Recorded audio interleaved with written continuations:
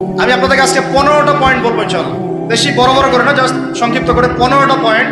এই পয়েন্টগুলো আমাদেরকে রমাজানের আগেই নিজের মাথায় ঢুকাইতে হবে। পাক্কা নিয়াত করতে হবে আল্লাহ পাক যেন আমাকেও তৌফিক দেন, আপনাদের সবাইকে তৌফিক দান করেন। রমাজানের প্রস্তুতি নাম্বার 1, আমার সাথে বলেন, রমাজানের প্রস্তুতি নাম্বার 1 হচ্ছে যত দুনিয়াবি কাজ আছে সেই কাজগুলোকে কমিয়ে ফেলবো। 1। 2 নাম্বার হচ্ছে ভাই, রমাজানের আমরা সবাই 30টা সম রাখবো বলে নিয়াত করি, আল্লাহ পাক তৌফিক দান করেন, আমিন। 3 নাম্বার হচ্ছে, এটা আমার নিজস্ব একটা পরামর্শ আর কি। 3 নাম্বার হচ্ছে রোজা রাখার জন্য আমাদের সাহারি করতে হয়, ইফতার করতে হয়। এই তো আল্লাহর ওয়াস্তে সাহারি এবং ইফতারে মুসলমানের মতো খাবার খাবেন, জানোয়ারের মতো খাবার খাবেন।